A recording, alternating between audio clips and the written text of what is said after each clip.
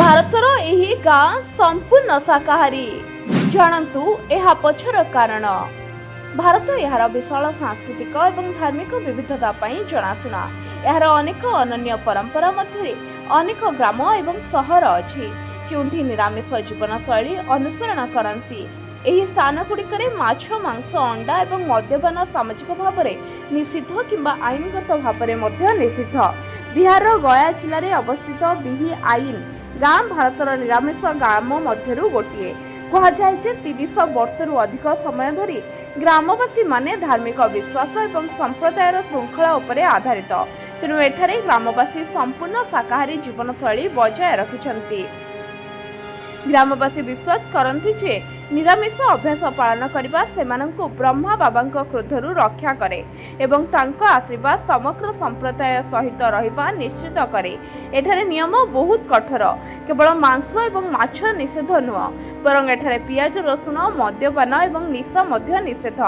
ପାଲିତାନା ବିଶ୍ୱ ସ୍ତରରେ ଏକ ଅନନ୍ୟ ପାର୍ଥକ୍ୟ ରହିଛି। ଏହା ବିଶ୍ୱର ପ୍ରଥମ ଆଇନଗତ ଭାବରେ ନିରାମିଷ ସହର।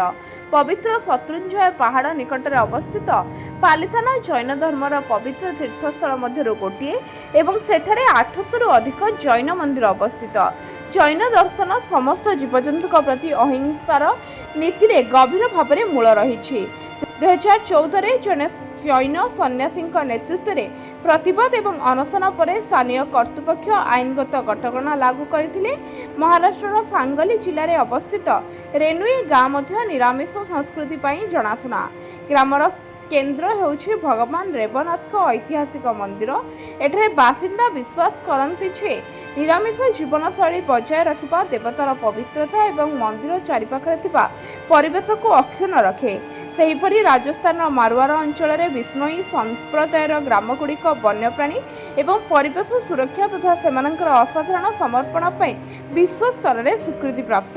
ଗୁରୁ ଜମ୍ବେଶ୍ୱରଙ୍କ ଅନୁଗାମୀମାନେ 29 ଆଧ୍ୟାତ୍ମିକ ନୀତି ଅନୁସରଣ କରନ୍ତି, ଯାହା ମଧ୍ୟରୁ ଅନେକ ପ୍ରାଣୀଙ୍କ ସୁରକ୍ଷା ଏବଂ ପ୍ରକୃତିର ସଂରକ୍ଷଣ ଉପରେ ଧ୍ୟାନ କେନ୍ଦ୍ରିତ କରନ୍ତି। Bureau report ONT news.